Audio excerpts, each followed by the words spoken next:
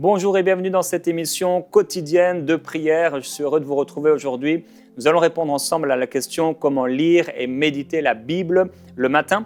Et je vais vous partager 7 conseils. Alors, quelle que soit votre foi, que vous soyez même chrétien ou non, et quelle que soit votre confession religieuse, il est certain et évident que Dieu veut vous parler et qu'il va le faire à travers la Bible et votre lecture et votre méditation de ce que nous appelons la parole de Dieu.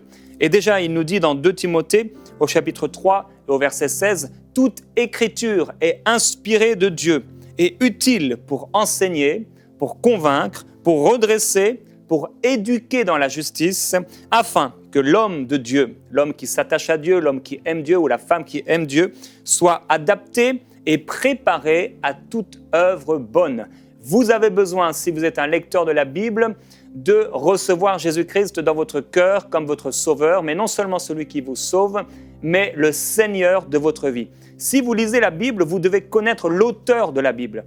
Les pharisiens lisaient la Bible et pourtant, quand Jésus est apparu devant eux, ils ne l'ont pas reconnu. Et je voudrais vraiment vous encourager. Lorsque j'étais à la fac, je faisais une fac de sport à Rennes, en Bretagne, dans l'ouest de la France, et à cette époque-là, j'étais inscrit à un cours de religion. C'était un cours qui était une option, mais il y avait des options obligatoires. Et celle-ci, je l'avais donc prise. Et la professeure avait lu plusieurs fois la Bible, elle l'enseignait même, mais elle n'avait aucune expérience avec Dieu. Alors c'est peut-être votre cas aujourd'hui.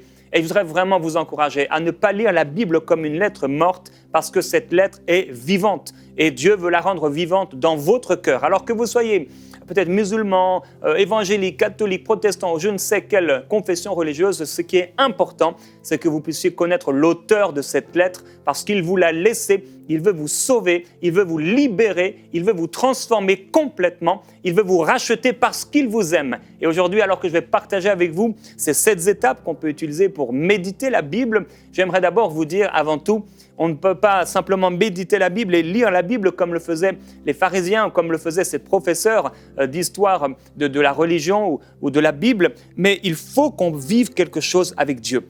Et peut-être vous m'écoutez aujourd'hui et depuis 10 ans, 20 ans, vous allez à l'église ou vous lisez la Bible sans avoir connu réellement Jésus-Christ dans votre cœur. Vous ne pouvez pas dire que vous êtes sauvé, vous ne savez pas que si vous mouriez aujourd'hui, vous allez à la rencontre du Seigneur, mais peut-être que vous dites « Oh, j'ai essayé de faire le bien, j'ai fait tout ce que j'ai pu », eh bien, ça n'est pas suffisant parce que la Bible dit justement que toutes les œuvres bonnes des hommes devant Dieu sont comme un vêtement souillé. On est incapable de nous sauver par nous-mêmes, mais Jésus-Christ est venu non seulement pour nous sauver, mais il est venu pour qu'il soit le Seigneur et le maître de notre vie. Alors si vous êtes le maître de votre vie, si vous dirigez encore votre vie, eh bien ça montre une chose, vous n'êtes pas encore sauvé, vous n'avez pas fait cette expérience avec Dieu, ou alors vous l'avez abandonné et vous êtes allé loin de la foi. C'est d'abord mon encouragement pour vous, c'est important je crois de pouvoir vous le partager. Alors avant de voir un peu les 7 étapes, quelques petites choses faites sur la Bible. Alors la Bible a été écrite en 3 langues et sur 3 continents. Sur une période de 1600 ans, par environ 40 hommes, d'à peu près 1500 avant Jésus-Christ à 100 après Jésus-Christ. Je voudrais vous encourager à, si vous n'avez pas encore lu la Bible en entier, à la lire en entier. Avant de devenir un étudiant de la Bible, donc c'est-à-dire de méditer la Bible et d'étudier la Bible, il est important déjà de l'avoir lu en entier une fois au moins. Alors, la première lecture, si vous lisez la Bible pour la première fois, il est vraiment bon de pouvoir commencer dans le livre de Matthieu jusqu'à l'Apocalypse et ensuite de lire de la Genèse jusqu'au dernier livre de l'Ancien Testament, jusqu'à Malachie. Il faut environ 50 heures pour lire la Bible. C'est à peu près ce qu'il faut si vous lisez une lecture moyenne, normale, à peu près 50 heures. Ça veut dire que si vous la lisez 5 minutes par jour, il vous faudra 1 an et 8 mois pour la lire une fois. Si vous lisez la Bible pendant 50 ans, alors vous l'aurez lu 30 fois. Si vous lisez la Bible 15 minutes par jour, il vous faudra 6 mois et 20 jours pour la Bible en entier. Si vous la lisez pendant 50 ans, eh bien vous l'aurez lu 90 fois. Ce qui est intéressant, c'est que bien sûr, plus vous allez la lire longtemps chaque jour, et moins il vous faudra de temps pour la lire en entier.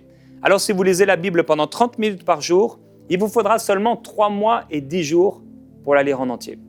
Donc, si je lis la Bible pendant 5 minutes par jour, il va me falloir presque 2 ans pour la lire. Mais si je la lis 30 minutes par jour, en un peu plus de 3 mois, je l'aurai lue. Et si vous lisez la Bible 1 heure par jour, il vous faudra seulement 1 mois et 20 jours pour la lire en entier. Et au bout de 50 ans, si vous l'avez lu pendant 50 ans, vous l'aurez lu 540 fois. Alors, j'ai voulu faire ce petit calcul simplement pour vous montrer qu'il est important de pouvoir lire la Bible et de pouvoir la lire chaque jour. Et si vous ne lisez pas au moins la Bible 1 fois par année, je voudrais vraiment vous encourager à faire un effort parce que c'est la parole de Dieu. 1 heure par jour, c'est peut-être beaucoup pour la plupart d'entre nous, mais si on pouvait au moins lui accorder peut-être 15 minutes au moins, ou peut-être 30 minutes par jour. Je crois que cette parole, elle est vivante, et si on la lit, elle va nous transformer.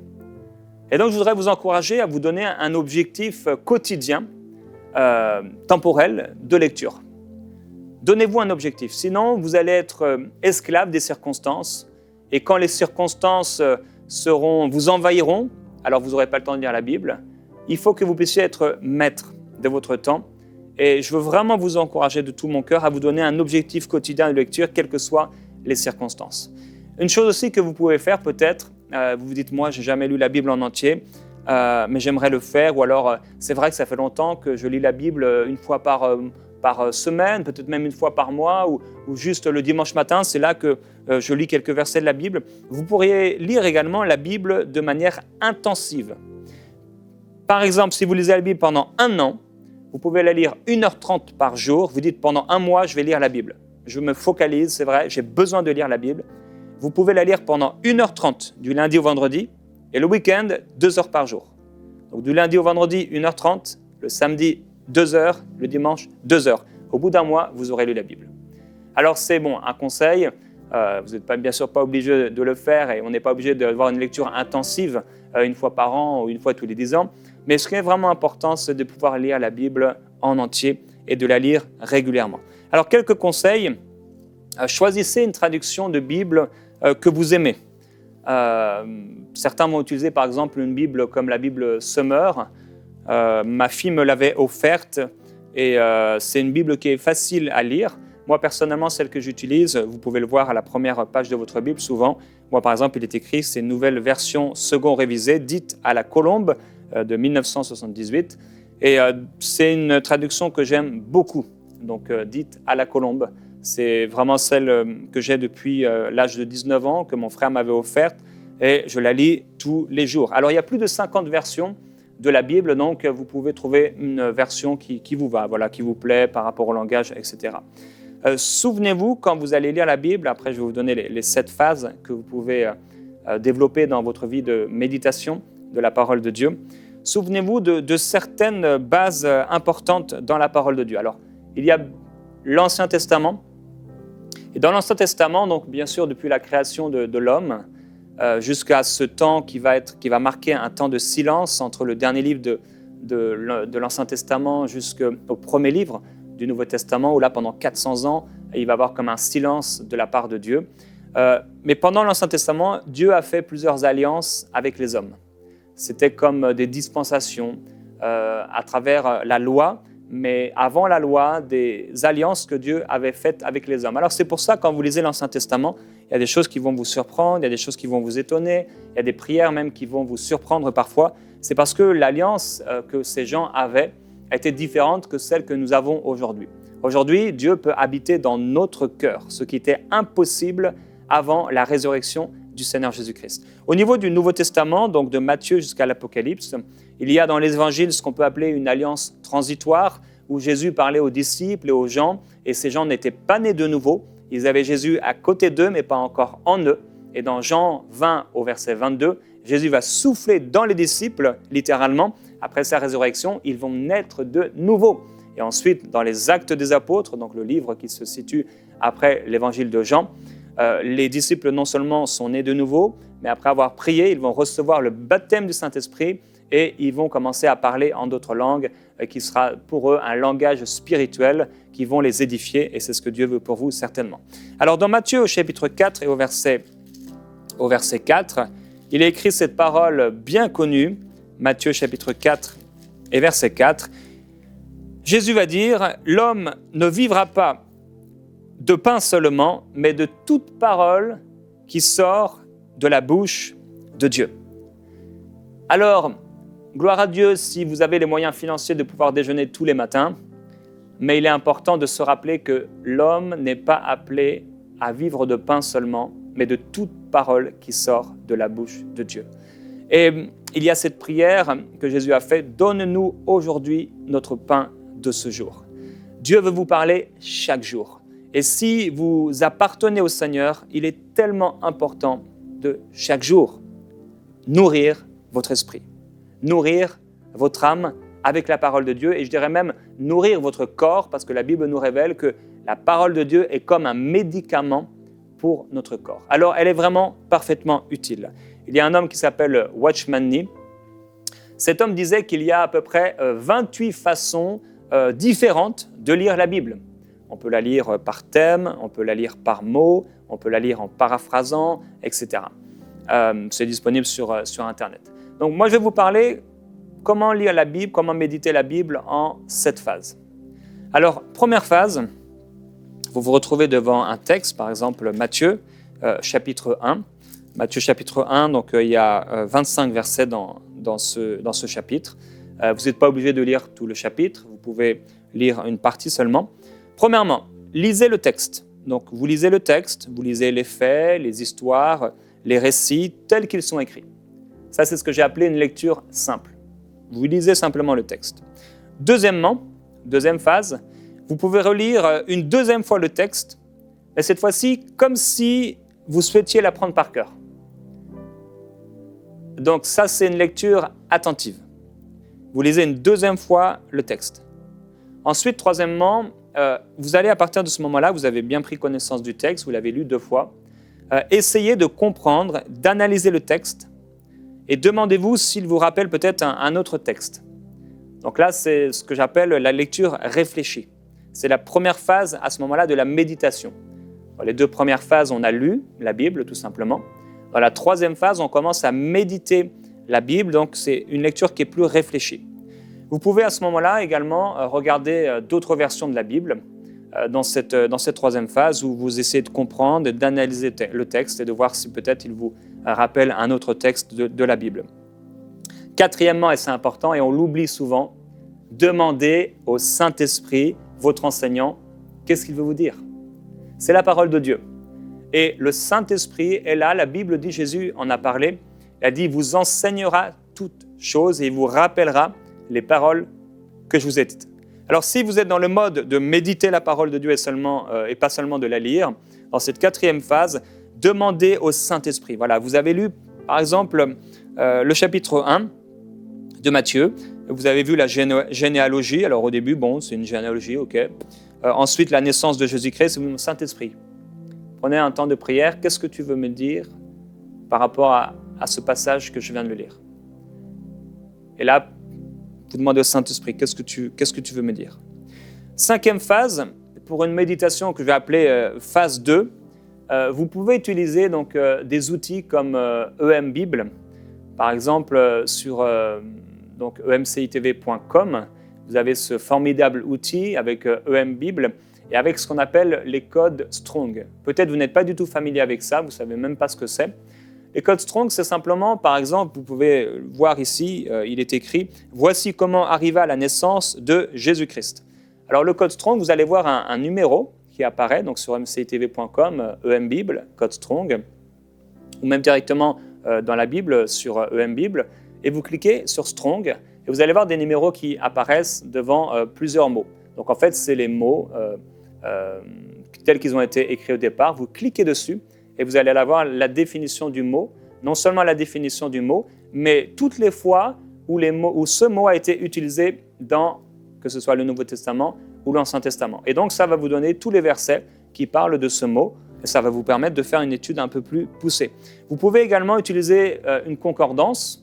J'en ai eu une pendant un temps, maintenant j'utilise beaucoup plus EM Bible, mais également à la fin de ma Bible, j'ai ici une petite concordance donc, que j'utilise assez régulièrement, par exemple pour chercher un mot. Si je dois chercher par exemple un mot comme, on va dire ici par exemple, dépendance, eh bien je vais regarder ici et on me propose 3 versets où il est écrit dépendance. Alors ce n'est pas aussi précis que les Strong sur EM Bible, sur emcitv.com, mais quand même ça va vous donner plusieurs mots qui sont utilisés donc dans la Bible.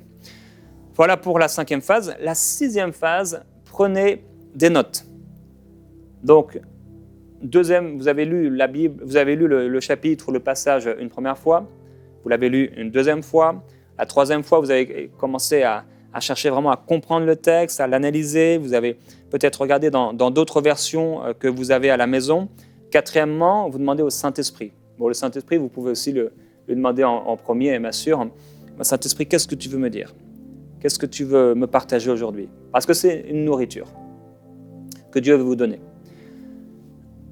5e, donc vous utilisez ces outils, ces Strong, vous regardez un peu, vous continuez à étudier, chercher des textes qui ont rapport avec les versets ou le passage que vous avez lu et étudié. 6e, vous prenez des notes. Donc alors, soit vous prenez des notes dans un carnet à côté, ou soit comme moi, vous prenez des notes directement dans le texte. Donc par exemple, si vous pouviez regarder ma Bible, vous allez voir que j'ai des notes qui sont à côté des textes. Voilà, vous pouvez en regarder, j'en ai ici tout le long. Ici, j'ai des textes qui sont écrits parfois, donc des notes que je me suis prises personnellement. Il y a aussi des versets qui sont donc soit fluorés, soit entourés de différentes couleurs. Certains utilisent des codes de couleurs, pas moi, mais voilà, je vais fluorer ou entourer ou souligner selon l'importance du texte. 7e, donc après avoir fait tout cela, passez un temps à prier. Peut-être par rapport au texte, peut-être par rapport à ce que le Saint-Esprit vous a partagé, mais même si ce n'est pas par rapport au texte directement, passez simplement un temps dans la prière. Vous allez voir qu'en ayant médité la Bible, la parole de Dieu, ce sera beaucoup plus simple pour vous de prier. Vous êtes là nourri et ça va être beaucoup plus facile de pouvoir prier parce que vous avez ouvert votre esprit et votre intelligence, vous êtes concentré sur le texte et ce texte, je vous rappelle, il n'est pas un texte mort, mais il est vivant. Alors, voilà un peu pour les 7 phases, mais maintenant 2 points importants. C'est vraiment important. Vous pouvez, et je vous encourage à faire dans votre vie avec la Bible, la parole de Dieu, 2 lectures par jour, au moins. Une lecture que j'appelle une lecture courte et une lecture longue. Alors, la lecture courte, c'est celle que vous pouvez par exemple faire le matin ou le soir. Personnellement, moi, c'est plutôt la lecture courte le soir, mais pour certains, c'est plutôt le matin, selon votre vie, votre façon de vivre. Alors, la lecture courte, elle est là pour être rafraîchie. Donc, c'est un peu style pensée du jour, c'est la nourriture, c'est votre pain. Vous vous réveillez, par exemple, et vous avez besoin d'être nourri, vous avez besoin d'être rafraîchi, vous avez besoin de recevoir une parole de la part de Dieu pour votre journée. Vous faites cette lecture courte. C'est peut-être 15 minutes, mais pendant 15 minutes, vous lisez la Bible.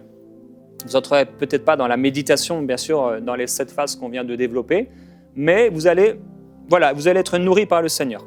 Quand vous faites cette lecture courte, par exemple, le matin, c'est pour vous. Ce n'est pas pour les autres. C'est vraiment pour vous, c'est pour votre nourriture, même si au bout d'un moment, à force d'avoir développé cette vie de méditation ou de lecture de la Bible même, on peut parler ici juste de lecture de la Bible, forcément ça va découler sur les autres. Ça va pouvoir faire de vous une source de bénédiction parce que vous allez vous habituer à la parole de Dieu. J'aime beaucoup cette expression, être versé dans les Écritures. Vous pouvez être versé dans les Écritures. J'aime les personnes qui ont pris l'habitude d'être versées, qui ont développé vraiment cette méditation et cette lecture de la Bible et qui sont arrivés à un niveau où ils sont vraiment versés dans la parole de Dieu, comme Obélix qui est tombé dans la marmite. Vous pouvez également tomber dans la parole de Dieu et être versé dans les Écritures. Alors, dans cette lecture courte, vous prenez moins de notes. Bien sûr, il n'y a pas beaucoup de notes. Peut-être vous allez souligner quelque chose. C'est une lecture qui est courte. Vous pouvez, dans cette lecture qui est courte, lire la Bible, entre guillemets, un peu au hasard. Vous lisez un texte, voilà. Aujourd'hui, vous avez envie de lire dans Jérémie, vous avez envie de lire dans l'Évangile de Jean, dans Éphésiens, peut-être dans l'Apocalypse, dans Genèse, dans les Nombres. Eh bien, un peu au hasard, sauf si c'est votre seule lecture de la journée. Si vous ne lisez qu'une fois par jour la Bible, je ne vous encourage pas du tout à lire la Bible au hasard. Par contre, si vous la lisez une fois en la méditant, la deuxième fois, je vous encouragerai à la lire un peu ici et là. Ça va vous permettre d'aller dans plusieurs textes au fur et à mesure de la journée. Maintenant, pour la lecture plus longue, là, vous allez être nourri et vous allez connaître plus. Là, vraiment, vous connaissez, vous allez aller plus loin dans la parole. Et cette fois-ci, ça peut être aussi, non seulement pour vous, mais pour les autres. Par exemple, dans le cadre du service, mais également de votre service en tant que chrétien dans le monde, par rapport aux gens qui ne connaissent pas Dieu, par rapport à ceux qui le connaissent, par rapport à votre famille, par rapport aussi à vos besoins personnels. Si vous avez un besoin personnel, à ce moment-là, vous allez méditer en fonction de ce besoin. Là, prenez des notes. C'est important de prendre des notes plusieurs fois dans cette lecture plus longue. Je vous encourage à faire une lecture suivie. Dans cette lecture plus longue, faites une lecture suivie. Ça veut dire de A à Z, de Genèse à l'Apocalypse. Et continuellement, vous allez revenir de Genèse à l'Apocalypse. Vous pouvez aussi utiliser la Bible audio qu'on retrouve sur emcitv.com. Elle est bien sûr gratuite. Et chaque jour, il y a quelqu'un qui va lire pour vous. Dans ce cas-là, dans un plan de lecture. Vous pouvez effectivement lire la Bible en un an. Alors, il y a un plan de lecture. Souvent, ça va être par exemple un passage de l'Ancien Testament, un passage du Nouveau Testament, un passage dans les psaumes ou dans les proverbes. Et au bout d'un an, vous aurez lu la Bible. Vous pouvez aussi écouter la Bible, comme je l'ai dit, à partir de cet outil qui est disponible. Alors, vous pouvez donc lire la Bible, comme je le disais, le matin, faire par exemple le matin une lecture courte. Là, c'est simplement être rafraîchi, entendre une parole, une pensée de la part de Dieu. Et le soir, une lecture plus profonde, une lecture un peu plus longue. Vous pouvez avoir également deux Bibles. Moi, ça a été mon cas. Bon, j'en ai plusieurs, mais le matin, je méditais ma Bible habituelle, donc dans la version dite à la colombe. Et le soir, j'utilisais la Bible que ma fille m'a offerte, le Summer, la Bible Summer. Ce qui est un peu délicat, c'est qu'au bout d'un moment, comme en lisant deux versions, je connaissais tellement de versets par cœur à force de les avoir lus, qu'en lisant une deuxième version, je perdais un peu certains mots. Donc, moi, personnellement, je suis resté sur une version. Ce qui est important également, ce sera mon dernier conseil, éloignez-vous de votre téléphone. Éloignez-vous de votre téléphone. Quand vous allez méditer la parole de Dieu, éloignez-vous de votre téléphone. Vous mettez tout en silence, vous vous éloignez de votre téléphone à ce moment-là et vous lisez la Bible, que ce soit d'ailleurs pour une lecture courte ou pour la méditation qui est un peu plus longue, mettez tout de côté. Vous pouvez mettre par exemple certains peut-être un casque anti-bruit ou si vous êtes avec plein d'enfants dans la maison et que quelqu'un s'en occupe, voilà, vous pouvez être un petit instrumental, certains ça peut peut-être vous aider, mais éloignez tout ce qui est téléphone. On est tellement préoccupé toute la journée. Quand on lit la Bible, c'est important de pouvoir le faire avec non seulement assiduité, mais vraiment concentration. Voilà un peu quelques conseils et cette phase que vous pouvez avoir dans votre lecture de la parole de Dieu. Et j'aimerais maintenant prier pour vous par rapport à ce que je viens de partager. Père, je te remercie parce que ta parole est une nourriture vivante. C'est vraiment une nourriture que tu veux pour notre âme, pour notre cœur, pour notre corps. Et je prie, Père, déjà pour ceux qui ont écouté ces conseils, mais qui réalisent bien qu'ils n'ont pas l'amour de ta parole.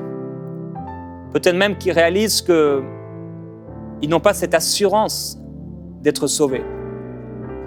Et Père, je prie qu'aujourd'hui, tu trouves en eux un cœur repentant, un cœur qui demande pardon, un cœur qui accepte que tu deviennes leur maître. Je prie, Père, pour ceux qui n'ont pas cet amour pour ta parole ou qui se sont refroidis, qui ont oublié l'importance, l'extrême importance de méditer ta parole. Père, je prie qu'il y ait un nouvel élan d'amour pour ta parole, une révélation dans leur cœur par le Saint-Esprit. Père, tu nous as laissé ta parole, combien elle est importante. On ne peut pas faire comme si elle n'existait pas. On ne peut pas attendre d'avoir un moment pour la lire. Père, nous voulons la méditer jour après jour. Nous voulons la lire, nous voulons entendre ta parole.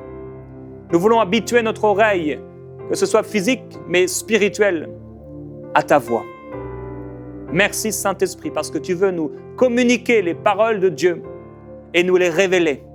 Merci Saint-Esprit, parce que tu peux nous parler par ta parole. Tu veux nous parler et nous révéler ce qui nous est caché.